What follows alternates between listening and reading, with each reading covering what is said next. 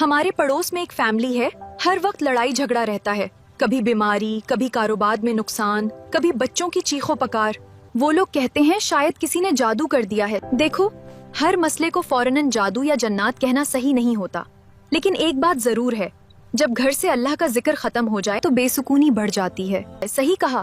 میں نے ایک بزرگ کی بات سنی تھی، وہ کہتے تھے اگر گھر میں عجیب حالات ہوں، دل گھبرائے، ہر وقت ناکامیاں ہوں یا میاں بیوی میں نفرت بڑھ جائے تو اللہ کے ناموں کا ورد شروع کر دو۔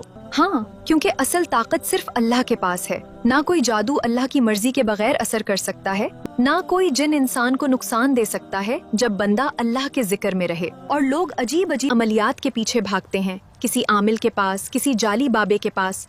بالکل، جبکہ ہمیں اپنے اکابر اور قرآن و سنت کی تعلیمات پر اعتماد کرنا چاہیے۔ نماز، قرآن کی تلاوت، صبح و شام کی دعائیں، سورۃ البقرہ، آیت الکرسی، یہ سب مومن کی حفاظت ہیں۔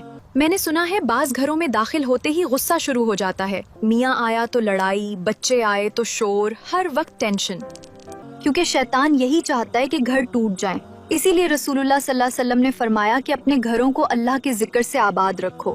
تو پھر ایسے لوگوں کو کیا کرنا چاہیے؟ سب سے پہلے توبہ، پھر 5 وقت کی نماز، گھر میں قرآن کی آواز اور اللہ کے خوبصورت ناموں کا ذکر۔ 7 بار پڑھیں، 70 بار پڑھیں یا زیادہ، لیکن یقین اللہ پر ہو، کسی انسان پر نہیں۔ اور ایک بات، ہر پریشانی کو جادو سمجھ کر ڈرنا بھی نہیں چاہیے۔ بالکل، بعض اوقات ہماری اپنی غلطیاں، گناہ، غصہ اور بدزبانی بھی گھروں کا سکون ختم کر دیتی ہیں، لیکن جب بندہ اللہ کی طرف لوٹ آتا ہے تو اندھیرے ختم ہونا شروع ہو جاتے ہیں۔ اللہ ہم سب کے گھروں میں سکون، محبت اور رحمت عطا فرمائے۔ آمین۔